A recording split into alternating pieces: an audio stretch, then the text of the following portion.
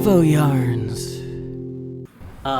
So I wanted to ask, I read a little bit of these letters that you had written to your son. Okay. And I was just curious, like, what inspired you to do it and what your process was like. Does he write letters? Has he written letters back? Okay. I'm glad you asked that. The reason I started doing it is because being blind, I was trying to figure out how I could interact with my son, since driving was out, playing sports was out, doing things that if I had sight I could normally do. So I came up with love letters from dad to son, because as I aged and became an adult male, went to the military and all that, the things that I learned, I said, these are things that my dad should have talked with me about. I would like to have somebody to mentor me like that. So I took the chance and explained to my son, I can't do things with you physically.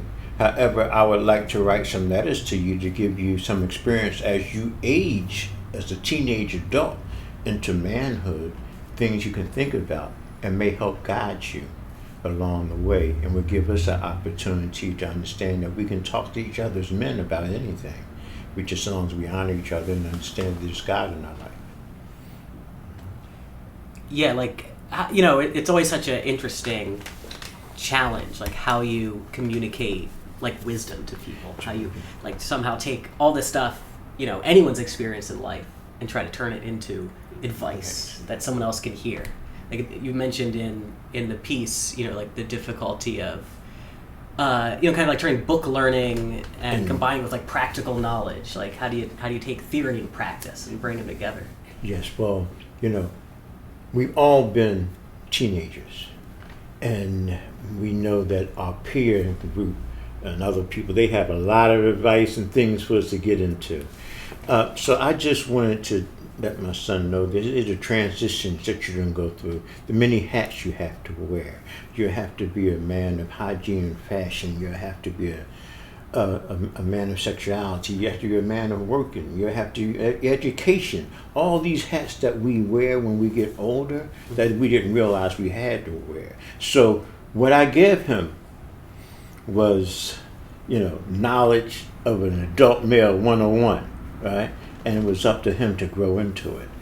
And amazingly enough, today, here he is 32 years old, and we still have conversations and relate back to those letters because I have them on the computer. And he said, Dad, remember when we talked about this? And I feel as if that way I've been successful as far as convincing my son that, he can communicate with me about everything and have a positive aspect and honor me the way I honor him, and hope that he lives his dream, his life. Mm-hmm. Because there's no special book or met how to raise a child that they might be successful, or at least have a good life and not be angry with life and understand what family is. So it was difficult because I had to really think how I would like to be talked to as a teenage adult, talking to him as a teenage adult, not as a child. Yeah. So that's how the letters got like that. And if the wording got a little too out of his league, then we went to the dictionary. Yeah, it's perfect. I mean, the one thing I really enjoy about the letters is two things. I remember I took him to the library, and I said, come on, son, we're going to the library. And I 12-year-old said, are you crazy, Dad? I'm not going to the library. I said, listen, son, you have a lot of fun at the library. So I took him to the main library. He took me. Okay. We caught the bus and we went there. And they have youth section down there. And when we went downstairs, the librarian told us where we had to go for him to get his library card.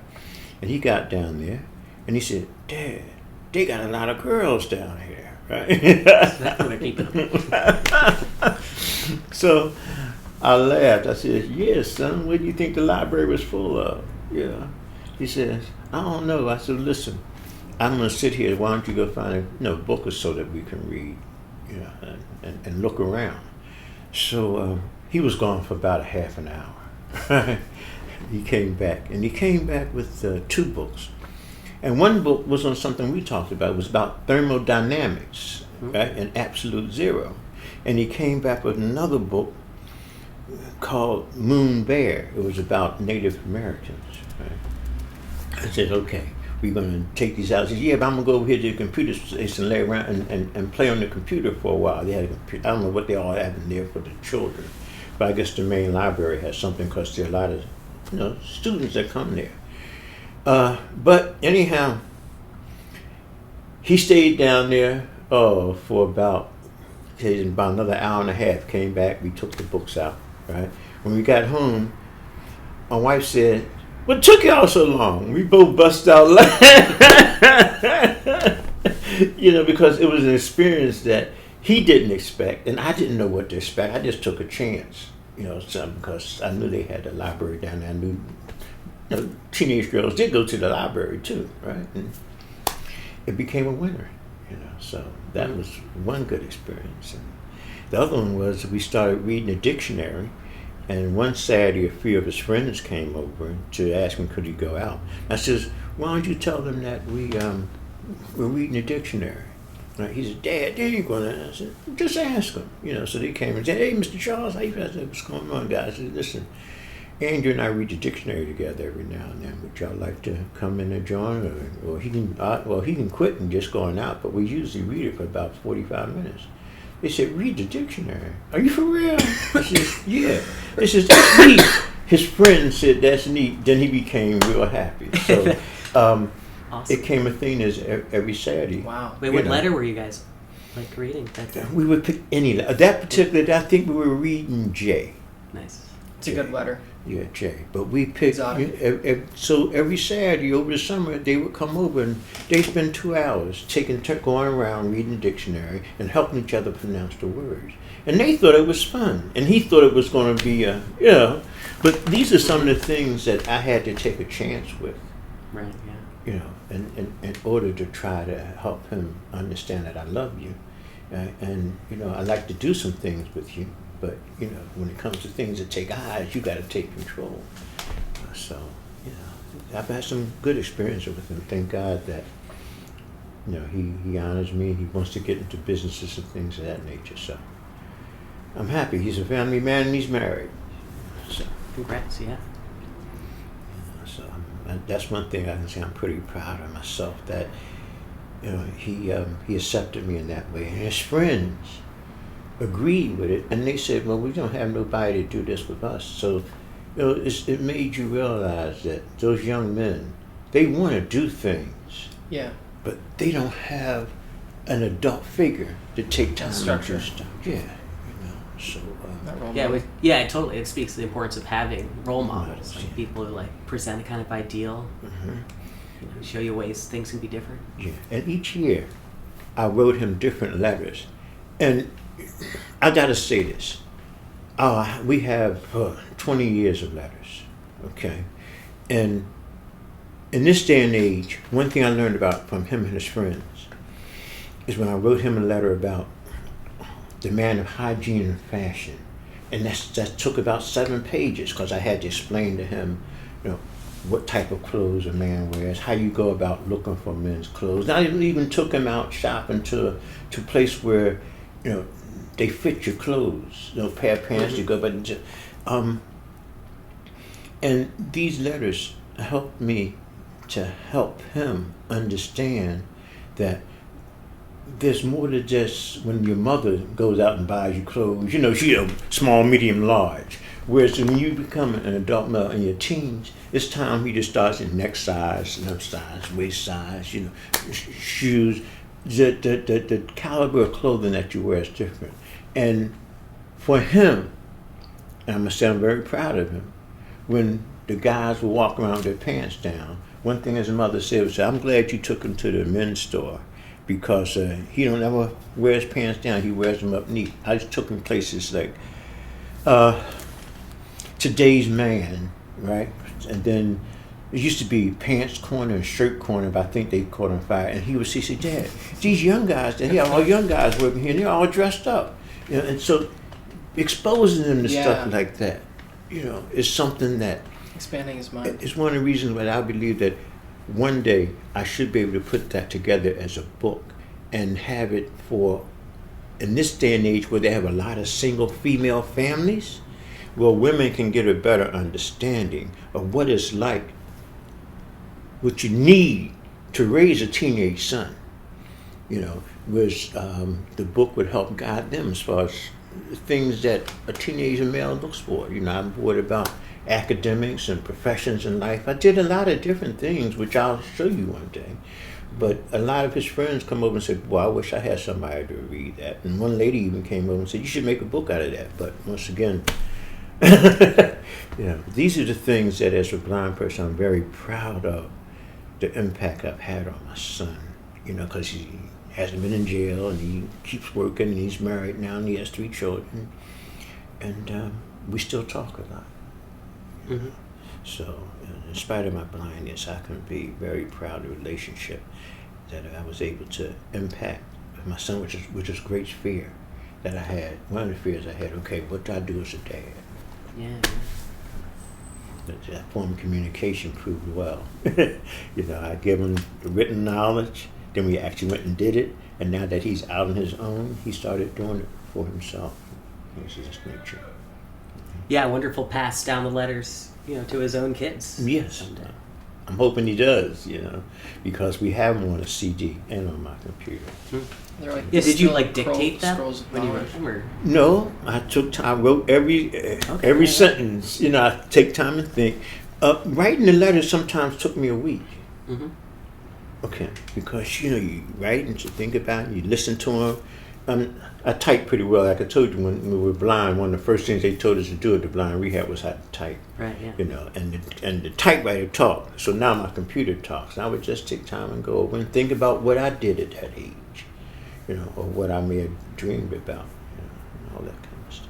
Mm-hmm. So they weren't just 1, 2, 3. Sure. Yeah. Each letter took about a week because I had to figure out where I was at that age. And sometimes I compared that age to when I was 23 or 24, and when I went in the military. Yeah. Yeah, I mean, it's a lot of adults, I think. After a certain point, it starts to blur together. Everything that happened back then. Start like triangulate. Like, this is what a 15-year-old is going to go through versus a 17-year-old. Versus something that just people go through, right? Yeah. And this is something that they don't teach in school. Mm-hmm. Right. Yeah, you've got a lot of life lessons that you never get taught in school. Yeah. And that's what our youth today need. It's up to us as men to try to do that, or maybe to have some sessions for youth, or even just, I say, take all these letters and put them in a book format and offer them to all these single female women out there that are angry because they don't have a male image for their children. They're trying to do it alone, for whatever reason it may be. Because women can raise women, but it really takes a man to give a young boy an understanding of what he should develop and mature into. That's my thoughts, and I'm happy that he accepted my letters. They didn't always accept them. Yeah, I bet. But he had enough thought about me. Okay, well, at least my dad's trying. I'll do this. Mm-hmm. And what helped was 2 of his major friends. They wanted to start reading. He would tell them what him and our neighbor would come over and read the letters and would ask questions. Well, how does a man do this? Or why do you do that? How do you have a bank account? Or what's the business? Yeah. You can really tell it's working then. Yeah, so that's what helped me to be a good dad. His friends needing, because they didn't have a dad in their life. They came from single mother homes and all that. They had dads, but they weren't living together there and all that. Yeah, and you touch on the family structure a lot and how the different ways that you were raised affected you positively or adversely over the course of your life. Like I said, my mother and father were married, but he really wasn't there. He went out, he worked, he brought the paycheck home, and then he went on about his business. I was there, and if I had 3 or 4 conversations with him, that was a miracle, right? So and I always said to myself, if I ever have children or I get married, right, I'm gonna make sure that I have conversation with my son, because I missed it. When I became 20 or 30, I said, oh man, all they wanted me to do was to get grown enough to get a job and get on my own, right? But there's more to a family than that. There's more to the relationship, and that's what I missed, and I got an opportunity to give it to him, even though I wasn't a whole person. I don't consider blindness not being totally whole, because you miss so much, but at least I was blessed by God to have that opportunity. He brought me back from a lot of things. It wasn't easy going blind and becoming homeless and a drug addict and not feeling as if you're worth anything and living on the streets and just giving up on life. Well, we're glad you're here now, man. I think it's been 4 hours. Let's cap it here until next time. Okay. It's an awesome conversation. Yeah, we'll have to have you back. All right. Well, so before we go though, if someone's interested in reaching out or contributing to the effort, how can they find you? Well, I have a GoFundMe account. So the name of the GoFundMe account is GoFundMe.com/blindgoldmedalist, right? And you can also put my email on this somewhere so they can email me, right? But that's how you would make donations to me. Or if you live in Philadelphia and you come down to, Rittenhouse Square? Rittenhouse Square on Saturdays. I'm down there passing out my flyers. So you come down and have a little conversation with me. Or you can go online. What's my YouTube? Charles? I have a community college made a YouTube channel for me called Charles King Blind Powerlifter. And they have the Fox 29 video of me carrying a USA flag in Seoul, South Korea in 2015 at the Olympiad Games for blind athletes. I was 65 then. So yes, I would very appreciate if you look me up on GoFundMe at GoFundMe.com/blindgoldmedalist. Thank you very much. Cheers. That's a wrap. Thank you. Okay. Arvoyarns.